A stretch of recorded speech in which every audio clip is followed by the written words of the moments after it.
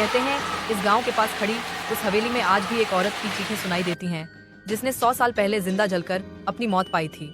पर उसकी आत्मा आज भी उस हवेली में कैद है और जो भी वहां जाता है वो कभी लौटकर नहीं आता। तीनों दोस्त अजय, नेहा और आरव एक अबैंडन्ड हवेली की अर्बन लेजेंड पर डॉक्यूमेंट्री बनाने गांव आते हैं। गांव वाले उन्हें बार बार मना करते हैं। ललित कहता है उस हवेली में चंदा नाम की औरत रहती थी जिसे गांव वालों ने जिंदा जला दिया था काला जादू करने के इल्जाम में, लेकिन उसकी आत्मा ने गांव को श्राप दिया।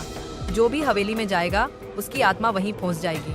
रात को तीनों दोस्त हवेली पहुंचते हैं। टूटी खिड़कियां, जंग खाए गेट और बीच में जली हुई आग का निशान।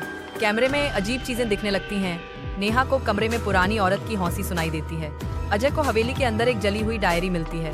उसमें लिखा होता है, मुझे जिंदा जलाया गया पर मैं मरूंगी नहीं, हर साल मेरी आत्मा किसी और को निगल जाएगी। डायरी के पन्ने अपने आप जलने लगते हैं।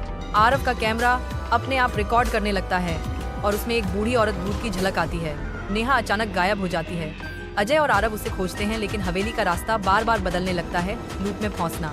दीवारों पर खून से लिखा आता है, टर्न बैक। नेहा एक कमरे में बंधी होती है और उसके पीछे चंदा की आत्मा खड़ी होती है। औरत का चेहरा जला हुआ, आंखें लाल और हड्डियों जैसे हाथ।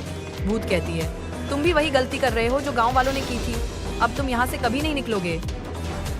अजय हिम्मत करके आग जलाता है और हवेली की निम में डायरी फेंक देता है।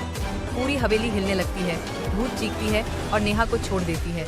बाहर गांव वाले देखते हैं कि हवेली खुद ब खुद जलकर राख हो रही है, लेकिन आरव का कैमरा जलता नहीं और उसमें आखिरी शॉट आता है, चंदा की हौंसी और उसकी परछाई। आज भी जो भी उस जगह जाता है उसे औरत की हौंसी सुनाई देती है।